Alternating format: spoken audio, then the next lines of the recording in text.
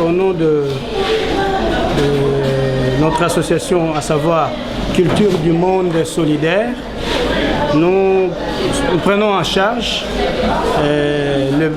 les frais d'hospitalisation de Madame Kayindou en maternité et l'enfant Kindoula en pédiatrie. Donc cet argent, nous vous remettons ça pour que vous puissiez libérer ces enfants et rentrer à la maison si c'est possible.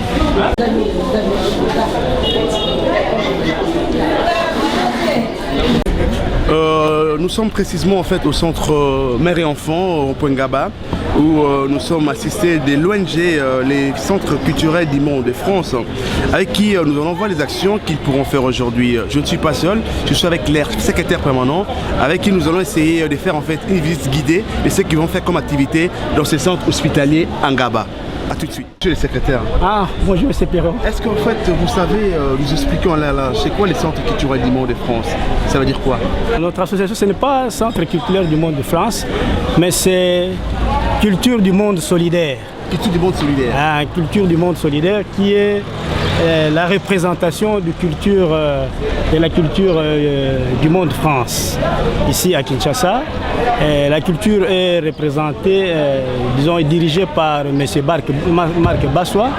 C'est lui qui est le coordonnateur, étant entendu que le président lui-même est en France.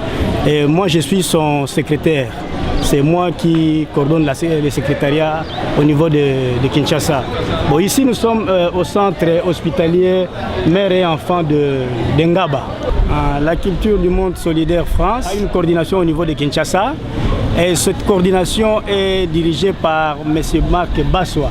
En fait, c'est lui qui est le représentant ici de M. Marcel Bakanga, qui est le président, mais qui réside en France. Alors, nous sommes ici pour une activité purement humanitaire. Bon, nous avons créé cette ONG justement pour assister tout simplement les plus démunis, les plus vulnérables. Les plus vulnérables? Oui. Par exemple, parce qu'en fait, il y a beaucoup de vulnérables. Hein. Les vulnérables, ici, nous voyons plus... Vous avez une catégorie qu'on crée, des enfants, des femmes, même des hommes qui n'ont pas de moyens, qui n'ont pas assez de moyens, et surtout dans le domaine de santé. Mais dites-moi en fait, vos ressources en fait, parce que vous savez, une ONG qui a la vision caritative, ça veut dire qu'elle doit avoir ses propres moyens pour, n'est-ce pas, subvenir aux besoins de ces démunis-là. Alors, où est-ce que vous puisez votre financement? D'où vient votre argent? Bon, jusque-là, le mode de financement, en principe, ça doit provenir de contributions des membres. Mais étant donné que nous sommes encore au début, c'est notre président qui essaye un peu de nous soutenir d'une manière. Avec les membres qui sont en France, ce sont eux qui sont en train de nous soutenir dans un premier temps.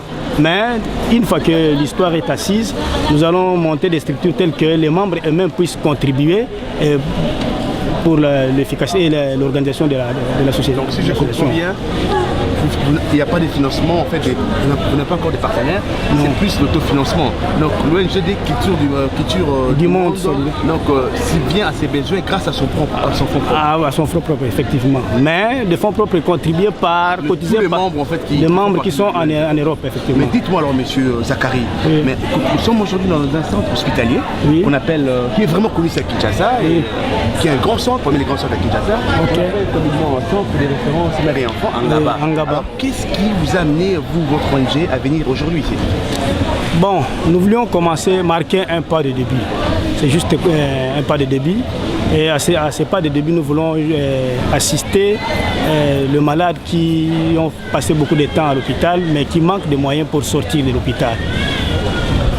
Alors aujourd'hui, nous allons assister, vous allez, n'est-ce pas, aider des personnes qui n'ont pas assez de moyens, qui sont hospitalisées ici. Effectivement. Mais, par vos moyens, ils pourront en fait avoir la possibilité de pouvoir, n'est-ce pas, quitter l'hôpital pour rentrer chez eux à la maison.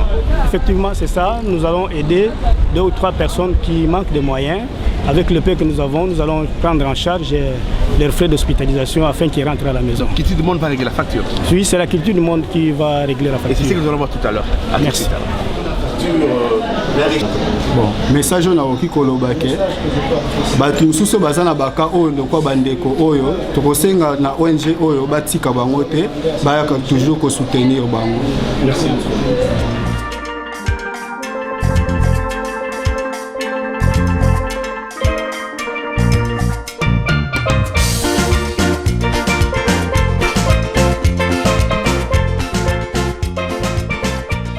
Avec un beauté, hein?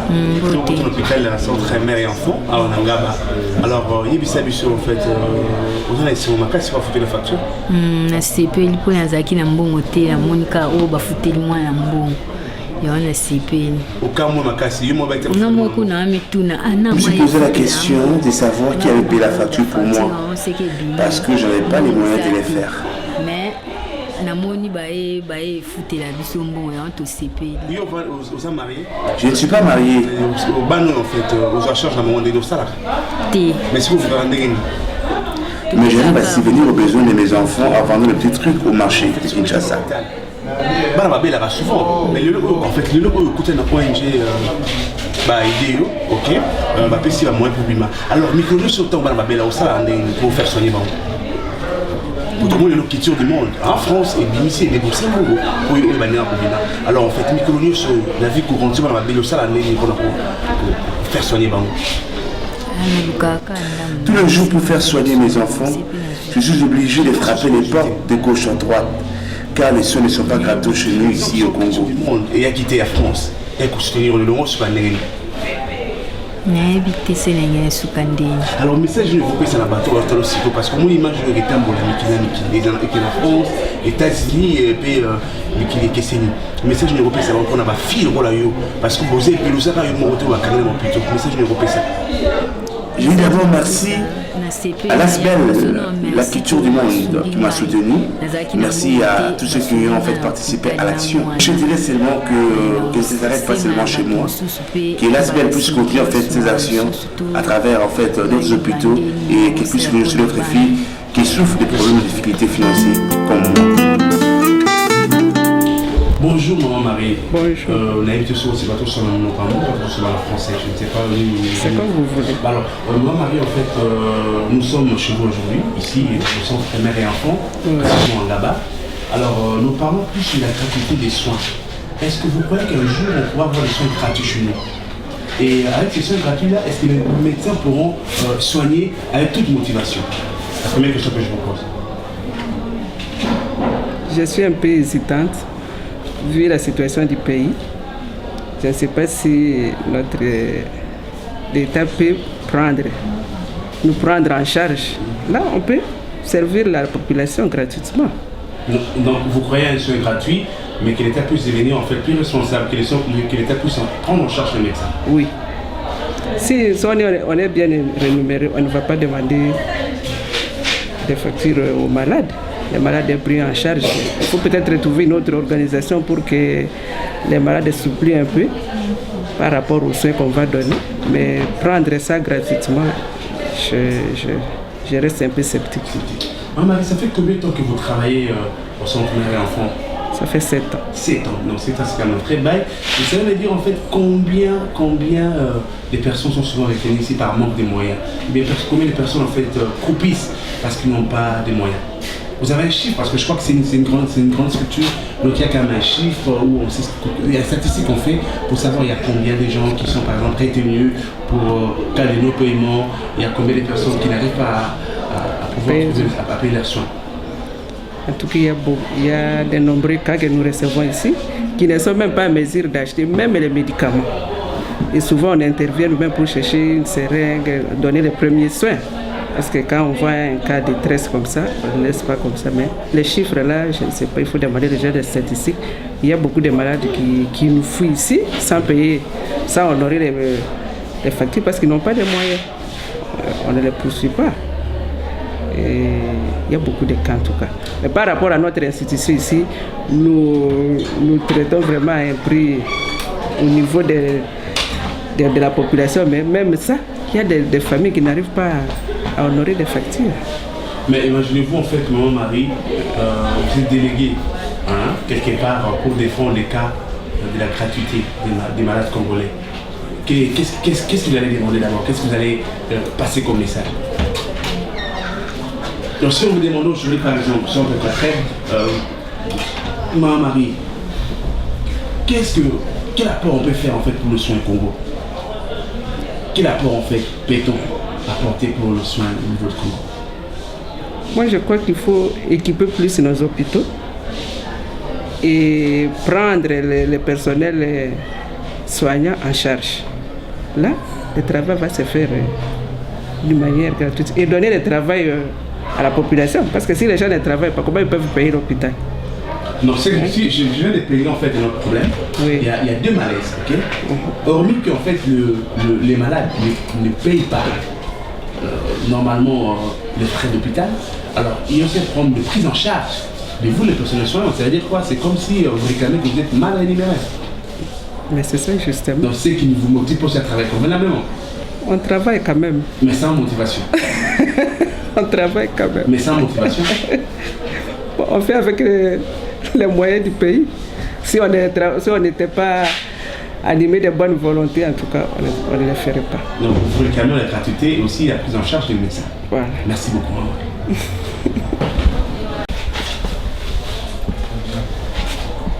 Ici, c'est un cas de malnutrition sévère. La maman n'a pas assez de moyens pour acheter ne fût-ce que les médicaments de Péros qu'on prescrit. Je ne sais pas comment vous jugez si on peut l'aider d'une manière ou d'une autre à payer sa facture de pédiatrie d'abord et l'aider à acheter les médicaments que les médecins prescrivent parce qu'elle n'arrive pas à en avoir en tout cas. Je ne sais pas comment l'ONG peut juger ça.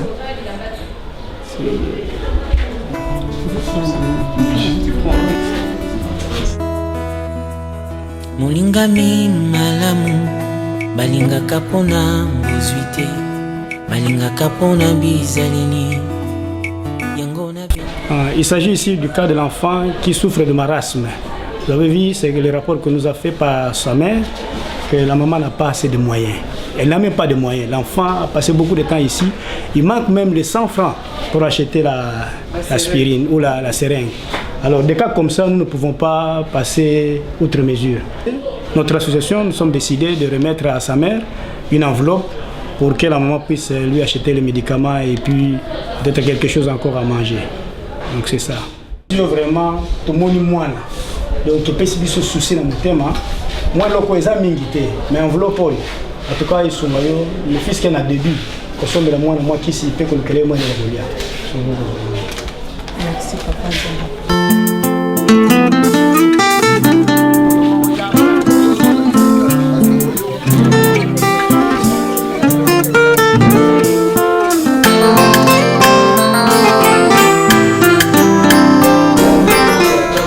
Nous sommes butés un problème tellement que la crise est tellement totale et sévère.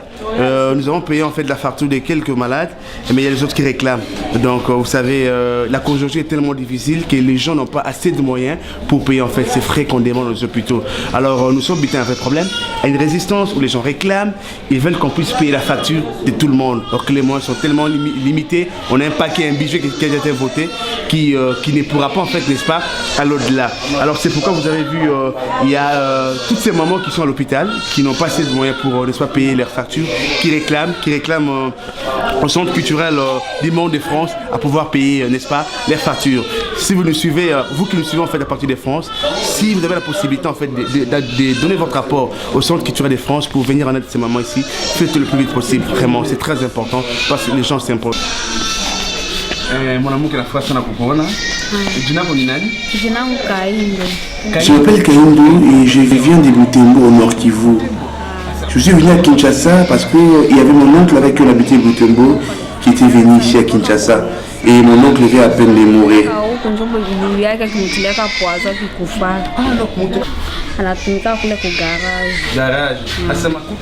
Mon mari travaille dans un garage, mais il n'a pas assez les moyens pour me payer en fait la facture qu'on me réclame ici à l'hôpital.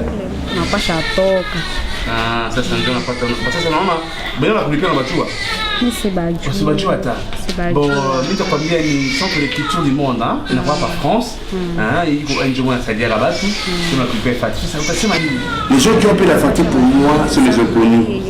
Mais je suis tellement content qu'il ait payé la facture, qu'ils aient payé la facture pour moi. Pour moi, ce sont les envoyés de Dieu. Je remercie la culture du monde de France pour ce qu'ils viennent de faire pour moi.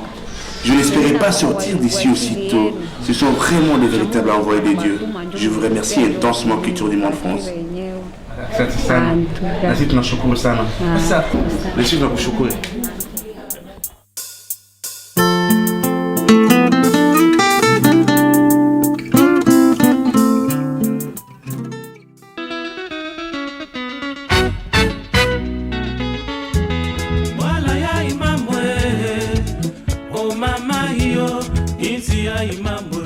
Bonjour Dr Honoré Zapakou, un grand plaisir pour nous avoir accepté dans votre bureau.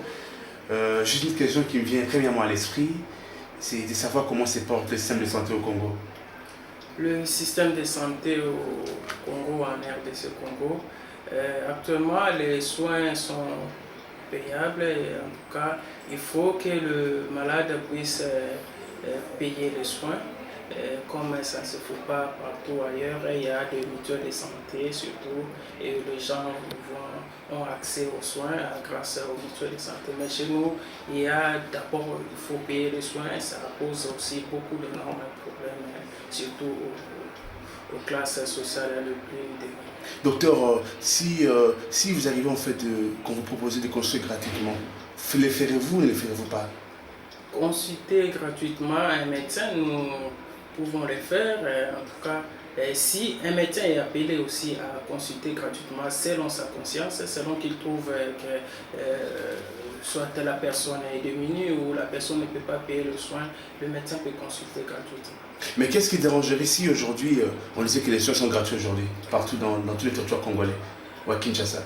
Dans tous les territoires congolais, c'est un peu difficile parce que vous avez des systèmes n'est pas encore très organisés pour assumer la charge des soins gratuitement. Et il y a aussi des centres qui sont des centres privés par-ci par-là où on ne saura pas supporter cette charge de soins gratuits. Disons en fait, qu'est-ce que vous allez plus préférer? Qu'on puisse donner les soins gratuitement aux patients ou soutenir financièrement votre centre, c'est ça? De préférence, s'il y a des gens de bonne volonté, ils peuvent soutenir le centre et il y a des mesures où on peut accepter quelques classes sociales. Par exemple, prenons le cas de 2 enfants de 0 à 5 ans parce que c'est une classe un peu vulnérable pour la santé. Et on peut aussi prendre les personnes âgées, mais il faut qu'il y ait des gens qui peuvent soutenir parce qu'il y a plusieurs services dans l'hôpital. Ce n'est pas seulement le médecin qui soigne, il y a plusieurs membres qui contribuent aux soins de santé. Alors, le médecin peut accepter, mais écoutez, il y a aussi ce qu'il faut faire pour les autres membres des autres corps médicaux. Et aussi, il faut aussi, si vous êtes dans le privé, il faut aménager l'hôpital, il faut acheter le médicament, il y a beaucoup de choses il faut payer les taxes de l'État, tout ça. Mais docteur, en fait, est-ce que vous croyez vraiment un jour, ou dans un futur proche, qu'on pourra avoir des soins gratuits en RDC? C'est possible, mais tout part des hiérarchies, c'est le système de santé. Si tout est organisé au niveau, c'est d'abord le politique, si tout est organisé, vraiment c'est possible. C'est possible. Si la politique organise tout ça, en tout cas, je pense qu'un jour nous aurons des soins gratuits aussi. Écoute, qu'est-ce que vous pensez premièrement de la gratuité des soins? Vous pensez quoi? Et pour votre famille, en fait, ça apportera quoi précisément pour votre famille? Donc vous pensez quoi personnellement? C'est la gratuité des soins et quel apport en fait elle pourra apporter dans votre famille personnelle? La gratuité des soins va d'abord diminuer le taux d'abord de mortalité. Il y a des gens qui meurent Il y a des gens qui tombent malades et ils ne sont pas capables d'aller se faire consulter. Alors ça va baisser le taux de mortalité et ça sera une bonne chose pour... Donc, docteur, si je vous comprends bien, ici on arrive en fait à permettre à tout Congolais d'avoir les soins gratuits. Ça diminuera en fait les taux de mortalité. Donc il y a des gens qui meurent parce qu'ils n'ont pas accès aux soins. Évidemment, il y a des gens qui meurent comme ça parce qu'ils n'ont pas accès aux soins. Et quand on dit accès aux soins, c'est-à-dire les soins adéquats. Vous verrez, il y a des gens qui vont fréquenter des centres de milieu où... Des charlatans. Les charlatans. Il va vraiment se contenir de ce qu'il peut avoir comme soins, mais ce n'est pas des soins de qualité. Et ça va poser des problèmes. Quelqu'un qui commence à se faire soigner d'une maladie où on ne sait même pas comment est-ce qu'on fait la prise en charge. Alors ça va poser des problèmes 1 ou 2 jours. La situation pourrait s'aggraver et ça peut amener à... Mais qu'est-ce que vous pouvez mettre maintenant? Quel est votre souhait par rapport au système de santé congolais? Si on vous demandait, si par exemple Dieu venait à l'instant même, si les bons Christ venaient maintenant, ou s'il y a des partenaires qui vous diraient bien en fait vous appuyer, ils vous disent en fait, docteur Honoré, faites-nous en fait votre souhait, vous allez faire quoi comme souhait? Mon souhait, évidemment je me rappelle quand j'étais en France, dans les années 80, et on avait toujours l'accès aux soins, surtout les fonctionnaires de ces pays, et on appelait souvent ça les ayants droit. Quand vous allez à Mamaïmo, on soignait les gens, et c'était... Et c'est dans ce sens-là, dans ces lignes-là, que nos projections, nos idées, nous voulons bien que même les partenaires, même tous ceux de bonne volonté qui peuvent nous aider